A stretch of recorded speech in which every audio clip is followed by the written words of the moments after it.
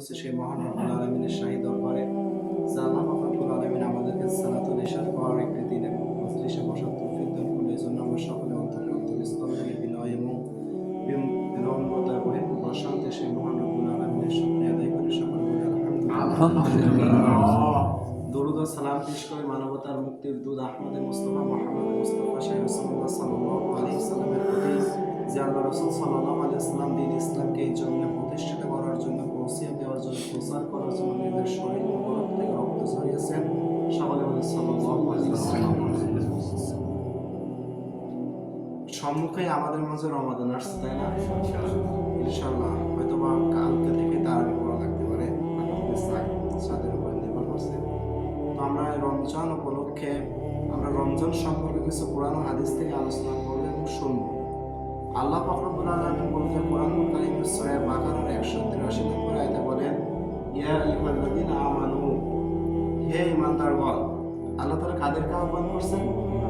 আল্লাহ তাআলা কি বলছেন ইয়া আইয়ুহান নাস বা ইয়া আইয়ুহাল মুসলিম? আল্লাহ তাআলা কোনো জাতিকে উদ্দেশ্য করে ডাকছেন তা নয়। আল্লাহ তাআলা তাদেরকেই ডাকছেন যারা ঈমান এনেছে, যারা মুমিন হয়েছে, যারা আল্লাহ তাআলার প্রতি বিশ্বাস স্থাপন করেছে। ঈমান শব্দের অর্থ হচ্ছে বিশ্বাস করা, স্বীকার করা। যারা বিশ্বাস করেছে আল্লাহ তাআলাকে, আল্লাহ তাআলার দ্বীনকে, রাসূলকে, কোরআনকে, কিয়ামতকে, জাহান্নামকে, জান্নাতকে, কবরকে, এদেরকে বলা হয় মুমিন। আল্লাহ তাআলা উক্ত আয়াতে মুমিনদেরকে আহ্বান করে বলছে, ইয়া আইয়ুহাল্লাযীনা আমানু, হে ঈমানদারগণ, কুতিবা, তোমাদের উপরে লিপিবদ্ধ করে দেওয়া হলো, আলাইকুমুস সিয়াম, সিয়ামকে। সিয়াম শব্দের অর্থ কি? রোজা। সিয়াম শব্দের শাব্দিক অর্থ কিন্তু রোজা নয়। সিয়াম শব্দের অর্থ হচ্ছে বিরত থাকা, দূরে থাকা। অর্থাৎ তোমাদের উপর রোজাকে ফরজ করে দেওয়া হলো বা লিপিবদ্ধ করে দেওয়া হলো যেরূপ লিপিবদ্ধ করে দেওয়া হয়েছিল তোমাদের পূর্ববর্তী যারা আগমন করেছিল তাদের প্রতি। আমাদের পূর্ববর্তী যে সমস্ত নবী এসেছেন, রাসূল এসেছেন, উম্মত এসেছেন, মিন ক্বাবলিকুম, অর্থাৎ আমাদের পূর্ববর্তী যে সমস্ত উম্মতেরা এসেছেন তাদের উপরে রোজা ফরজ ছিল বা ওয়াজিব ছিল, তারা রোজা রাখতো। কিন্তু তাদের রোজা রাখা আর আমাদের রোজা রাখার ভিতরে ভিন্নতা আছে। আমাদের রাসূল সাল্লাল্লাহু আলাইহি সাল্লামের পরে যখন রোজা এসেছে তার আগেও তিনি রোজা রাখতেন। আমি আজকে তাফসিরে মাযহারিতে পড়ছিলাম রোজা সম্পর্কে, যখন পড়ছিলাম তখন ওখানে দেখলাম আল্লামা সানাউল্লাহ পানিপতি রাহমাতুল্লাহ আলাইহি লিখেছেন, আল্লাহ পাক রব্বুল আলামিন যখন রমাদান নাযিল করলেন, 30টা রোজা বা 29টা রোজা যখন নাযিল করলেন, এর পূর্ববর্তীতে আল্লাহ তাআলা আশুরার যে রোজাটা আল্লাহ রাসূলের জন্য ওয়াজিব করে রেখেছিলেন, বা আল্লাহ রাসূল সাল্লাল্লাহু আলাইহি ওয়াসাল্লাম এটাকে তার অনুসারীদের জন্য ওয়াজিব করেছিলেন, আবশ্যক করেছিলেন। আশুরার রোজা, এরপরে আপনার প্রতি মাসে আরবি মাসের মধ্যবর্তীতে 3টা রোজা, প্রতি সপ্তাহে যে 2টা রোজা, এই সমস্ত রোজাকে আল্লাহ রাসূল সাল্লাল্লাহু আলাইহি ওয়াসাল্লাম প্রাধান্য দিতেন অধিক পরিমাণ। কিন্তু যখন এই কোরআনের মাস অর্থাৎ রমাদানের মাসটা যখন আল্লাহ তাআলা একত্রিতভাবে 30টা রোজা 29টা রোজা ফরজ করে দিলেন, তখন ওই সমস্ত রোজাকে রহিত করে দিলেন, নাসিখ করে দিলেন। যে সমস্ত রোজা ওয়াজিব ছিল, 2টা 3টা রোজা ওয়াজিব ছিল, এই 3টা 2টা রোজাকে আল্লাহ তাআলা কি করলেন? নাসিখ করে দিলেন। আরবি পরিভাষায় নাসিখ শব্দের অর্থ হচ্ছে রহিতকারী, অর্থাৎ যে ব্যক্তি পূর্ববর্তী কোনো আয়াত বা বিধানকে রহিত করে দেয়। আর এই রমজান আছে মানসুখ, অর্থাৎ এটা এসে ওটাকে রহিত করে দিয়েছে বা বিধান তুলে দিয়েছে। আল্লাহ পাক রব্বুল আলামিন পবিত্র কোরআনের ভিতরে এটাই বলছেন যে যে রোজাটা পূর্ববর্তী উম্মতদের প্রতি ছিল, এই রোজা তোমাদের পরে লিপিবদ্ধ করে দেওয়া হলো লাআল্লাকুম তাত্তাকুন, যাতে তোমরা ঈমানদার হতে পারো, খোদা ভীতি অর্জন করতে পারো। তাত্তাকুন মানে আল্লাহ তাআলাকে যাতে তোমরা ভয় করতে পারো। এখন আমরা দেখি যে রমাদান আমাদের ভিতরে আসে, আমরা সকলে রমাদান রাখি, রোজা পালন করি, তারপরও আমাদের ভিতরে জন্য দেখি তাকওয়াটা আসে না। তাহলে বুঝতে হবে যে আসলে আমাদের সঠিকভাবে রোজার যে হকটা, এই হকটা আমরা আদায় করতে পারছি না। আল্লাহ পাক রব্বুল আলামিন পবিত্র কোরআনের ভিতরে বলছেন, ইন্নাস সালাতা তানহা আনিল ফাহশাই ওয়াল মুনকার। আল্লাহ তাআলা বলছেন নিশ্চয় নামাজ সমস্ত পাপ কাজ এবং ফাহিশা কাজ থেকে মানুষদেরকে হেফাজত করে। কিন্তু আমরা দেখি আমাদের মসজিদের অনেক মুসল্লি আছে যারা নামাজ আদায় করে, অথচ নামাজ পড়ে যে পড়ে সিগারেট ধরায়, আছে না? অথচ আল্লাহ তাআলা তো বিধান দিয়েছেন, আল্লাহ তাআলা বলেছেন যে নামাজ সমস্ত ফাহিশা কাজ থেকে বিরত রাখে। ওটা কি ভালো কাজ? না। অনেক ব্যক্তি আছে নামাজ পড়েছে খারাপ কাজ করে, নামাজ পড়েছে মিথ্যা কথা বলে, গীবত করে, চায়ের দোকানে সমালোচনাকারীদের সাথে সমালোচনা করে। তাহলে আল্লাহ তাআলার কথা মিথ্যা নাকি? কোরআন মিথ্যা? না। এখানে দেখেন, যদি আপনি তাফসীর দেখেন, মুফাসসির কেরামের আলোচনা শুনেন, তাহলে তারা বুঝাচ্ছেন, আল্লাহ তাআলা বোঝাতে চাচ্ছেন নামাজ সমস্ত ফাহিশা কাজ থেকে বিরত রাখে। কখন? আমি মসজিদের ভিতরে এসেছি, আমি একজন মিথ্যাবাদী, আমি কি মসজিদের ভিতরে এসে মিথ্যা কথা বলতে পারবো? না।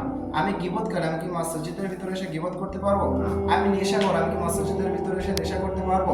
এই যে মসজিদের ভিতরে নামাজের উদ্দেশ্যে যে সময়টুকু আমরা ব্যয় করি, এই সময়টুকু আমরা সমস্ত ফাহিশা কাজ থেকে বিরত থাকতে পারি। আল্লাহ তাআলা এটাই বোঝাতে চেয়েছেন। ঠিক তদ্রূপ রমাদান মাসে আমরা যদি রমাদানের হক সঠিকভাবে আদায় করতে না পারি, সঠিকভাবে রাখতে না পারি, আল্লাহ তাআলা রাসূল যে কাজগুলোকে করতে নিষেধ করেছেন, ওই কাজগুলো থেকে যদি আমরা বিরত থাকতে না পারি, তাহলে সিয়াম অর্থ হচ্ছে বিরত থাকা। ওই সিয়াম আমাদের কোনো কাজ হবে না, রোজা হবে না, উপোস হবে। হিন্দুরা তো উপোস থাকে, আমাদের রোজাটাও ওই উপোস হয়ে যাবে। দেখেন, আল্লাহ রাসূল সাল্লাল্লাহু আলাইহি ওয়াসাল্লাম হাদিসের ভিতরে বলছেন, আবু হুরায়রা রাদিয়াল্লাহু তাআলা বর্ণনা করেছেন, ইদা দাখালা শাহরুল রমাদান, যখন রমাদান মাস তোমাদের ভিতরে প্রবেশ করে, তোমাদের ভিতরে আগমন করে, ফাফুতিহাত আবওয়াবুস সামাই, আল্লাহ পাক রব্বুল আলামিন জান্নাতের দরজাগুলোকে উন্মুক্ত করে দেয়। সুবহানাল্লাহ। ওয়া গুল্লিকাত আবওয়াবু জাহান্নাম, এবং জাহান্নামের দরজাগুলোকে আল্লাহ তাআলা বন্ধ করে দেয়। অসুলসিলাতিশ শায়াতিন, আল্লাহ রাসূল বলছেন, এবং শয়তানগুলোকে আল্লাহ তাআলা শিকল বন্দী করে রাখে। বুখারী শরীফের হাদিস। তিনটা কথা বলেছে উক্ত হাদিসে। এক হচ্ছে আল্লাহ তাআলা জান্নাতের দরজাগুলো উন্মুক্ত করে দেয়, তার মানে এটা ফজিলতের মাস। এই সময় যদি আমরা ভালো কাজগুলো করতে পারি, আল্লাহ তাআলা অধিক পরিমাণ নেকি দিবে এবং আমরা জান্নাতে সহজে যাইতে পারবো। এবং হাদিসের কিতাবে এসেছে যে এই মাসে আল্লাহ তাআলা জাহান্নামের দরজাগুলোকে বন্ধ করে রাখে, জাহান্নামকে বন্ধ করে রাখে, কবরের আযাবকে বন্ধ করে রাখে, কবরবাসীরা আযাব থেকে মুক্তি পায়। সুবহানাল্লাহ। ওয়া সুলসিলাতিশ শায়াতিন, অর্থাৎ শয়তানকে আল্লাহ তাআলা শিকল বন্দী করে রাখে। এখন আমরা দেখি যে রমজান আসলো, শয়তানও শিকল বন্দী হলো, কিন্তু সুদ তো সমাজ থেকে গেল না, ঘুষ তো সমাজ থেকে গেল না। যে ব্যক্তি সিগারেট, সে তো সিগারেট খাইতো, এখনো খায়, রমজান মাসেও সিগারেট ধূমপান করবে। যে ব্যক্তি নেশা করে, সে ব্যক্তি রমাদান মাসেও নেশা করবে। যে ব্যক্তি সুদ গ্রহণ করে, সে ব্যক্তি রমাদান মাসেও সুদ গ্রহণ করবে। যে ব্যক্তি মিথ্যা বলে, সমালোচনা করে, গীবত করে, সে ব্যক্তি তো রমাদান মাসেও একই কাজ করে যাচ্ছে। তাহলে বাকি 11 মাসে যে কাজ করতো, এই মাসে সে একই কাজ করছে। অথচ আল্লাহ রাসূল বলছেন যে শয়তানকে আল্লাহ তাআলা শিকল বন্দী করে রাখলো। রাসূলের কথার সাথে আমাদের কার্যকলাপ তো মিল হচ্ছে না। তাহলে বিষয়টা আসলে কি? দেখেন, এখানে ব্যাখ্যা এসেছে, শয়তানকে শিকলবন্দি করে রাখা মানে হলো, শয়তান যে শয়তান, একে প্রথমে শয়তান ছিল বলেন? এ কিন্তু প্রথমে শয়তান ছিল না। এ ব্যক্তি বা এ সৃষ্টি সর্বপ্রথম আল্লাহ পাক রব্বুল আলামিন তার সম্মান বাড়াইতে বাড়াইতে ফেরেশতাদের সর্দার করে দিল।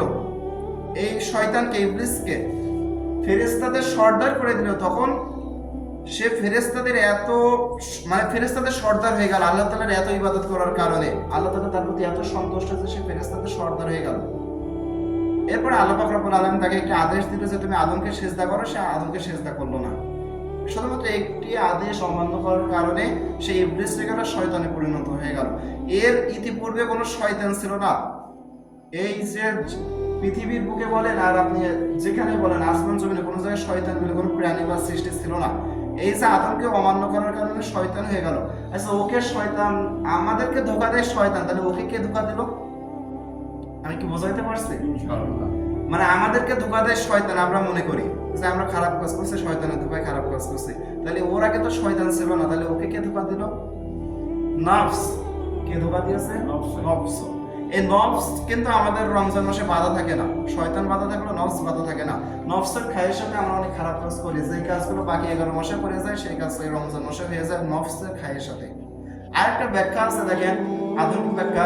এই যে আমরা ফ্যান চালাই, এই ফ্যানের সুইচটা বন্ধ করার সাথে সাথে কি ফ্যান অফ হয়? না, কিছুক্ষণ তো ঘোরে। 11 মাস আমি পাপ কাজ করে যাচ্ছি, আর রমজানের প্রথম রমজানতে সব কাজ বন্ধ হয়ে যাবে, এটা আদম সন্তানের দ্বারা সম্ভব নয়।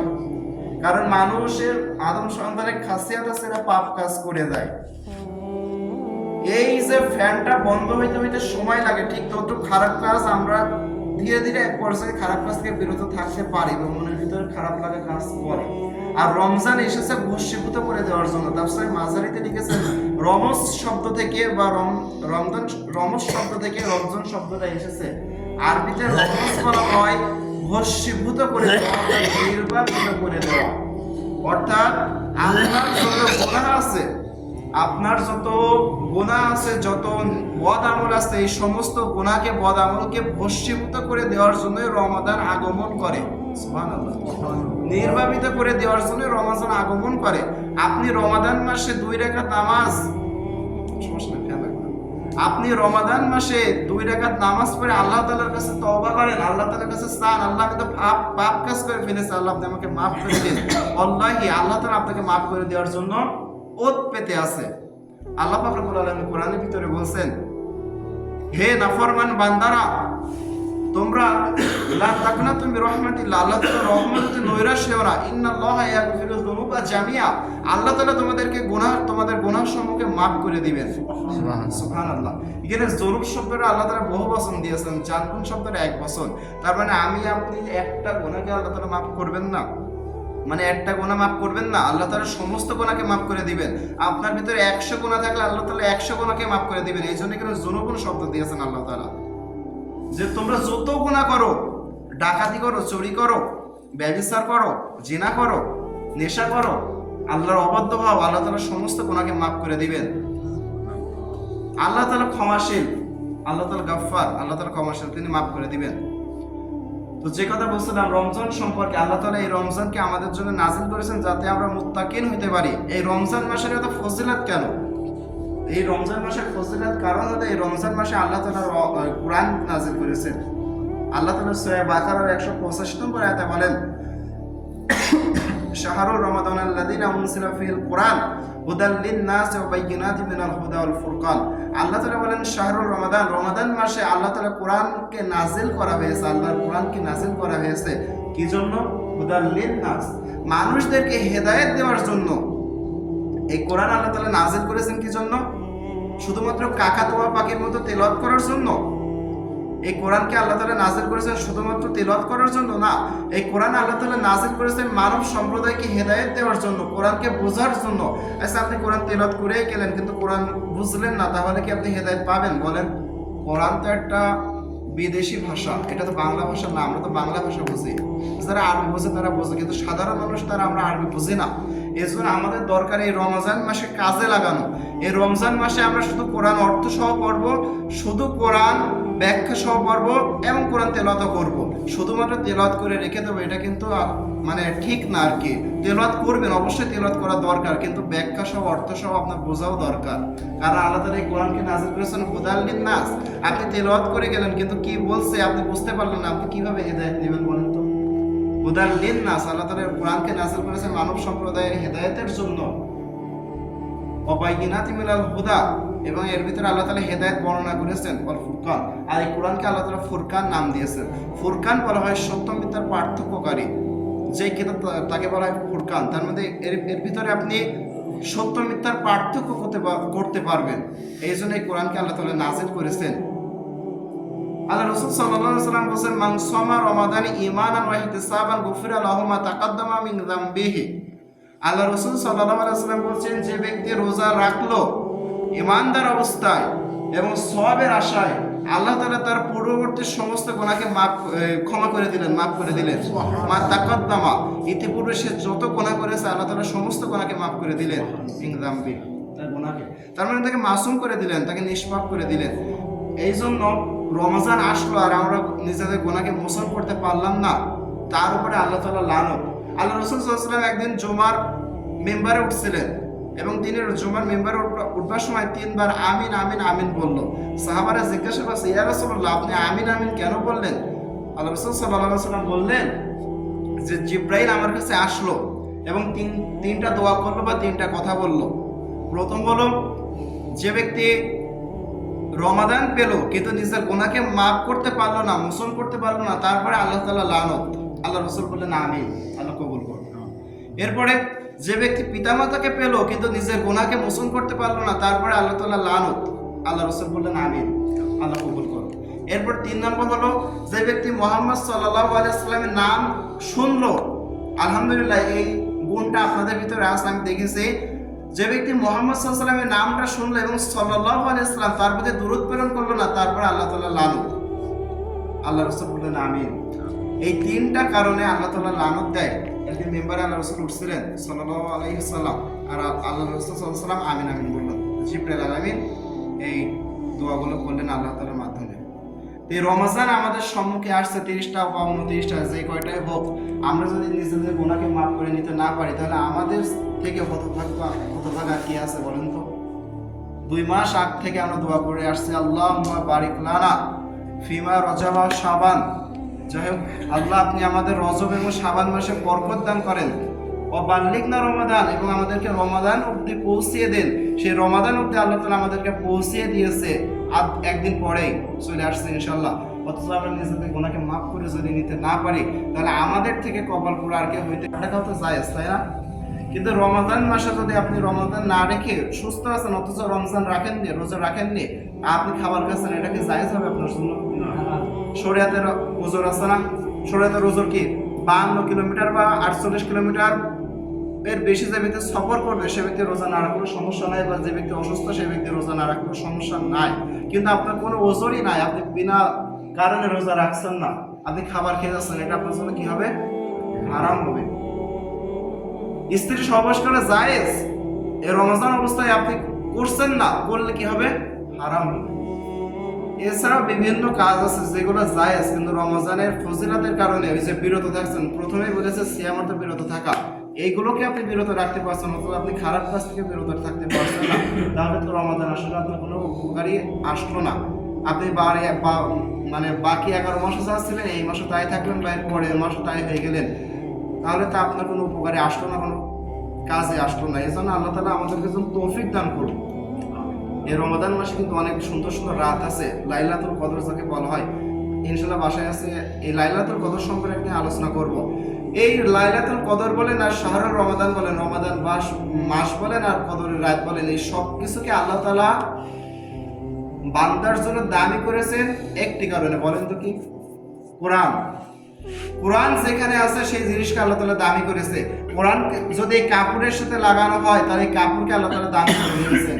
কোরআনের কাঠের সাথে লাগানো হয় বলে রেল কাঠকে আল্লাহ তাআলা দামি করে দিয়েছেন। কোরআন এই মাসে নাযিল হয়েছে বলে এই মাসকে আল্লাহ তাআলা দামি করে দিয়েছেন। কোরআন লাইলাতুল কদরে নাযিল হয়েছে, এই জন্য রাতকে আল্লাহ তাআলা 1000 বছরের থেকে দামি করে দিয়েছেন। সুবহানাল্লাহ। কোরআন আমাদের প্রতি নাযিল হয়েছে বলে এই উম্মতকে আল্লাহ তাআলা দামি করে দিয়েছেন। কোরআন আমার রাসূলের প্রতি নাযিল হয়েছে বলে সমস্ত রাসূল থেকে আমার রাসূলেরকে আল্লাহ তাআলা দামি করে দিয়েছেন। সুবহানাল্লাহ। আমাদের দামটাকে আমরা বুঝতে পারছি না। জান্নাতুল বাকিতে এক রাত্রে আল্লাহ রাসূল সাল্লাল্লাহু আলাইহি ওয়াসাল্লাম দোয়া করছেন, হায় আল্লাহ, আমার কি আফসোস যে আমি আমার ভাইদেরকে দেখে যেতে পারছি না। সাহাবে জিজ্ঞাসা করছে, ইয়া রাসূলুল্লাহ, আপনার ভাই কারা? আল্লাহ রাসূল বলেন, আমার ভাই আছে, আমাকে যারা না দেখে আমার প্রতি ঈমান আনয়ন করবে এবং ইসলাম করে থাকবে, তারা আমার ভাই। সাহাবীরা জিজ্ঞাসা করছে, ইয়া রাসূলুল্লাহ, আমরা কি যথেষ্ট নয়? আল্লাহ রাসূল বলেন, তোমরা তো আমার সাহাবী আর তারা আমার ভাই। আমরা রাসূলের ভাই, কারণ আমরা ঈমানের পথে আছি, ইসলামের পথে আছি। আমাদের দাম এত বেশি। নবীরা দোয়া করেছে, আল্লাহ আপনি আমাদেরকে শেষ নবী হিসেবে তৈরি করেন। আল্লাহ বলেন, না, ওটা তো বরাদ্দ হয়ে গেছে মুহাম্মদের প্রতি। আল্লাহ যদি সেটা না হয়, নবী ঈসা পর্যন্ত দোয়া করেছে, আল্লাহ তাহলে আপনি আমার শেষ নবীর উম্মত হিসেবে তৈরি করেন। আর ইনশাআল্লাহ ঈসা আলাইহিস সালাম আবার আসবে পৃথিবীতে শেষ নবীর উম্মত হিসেবে, নবী হিসেবে না।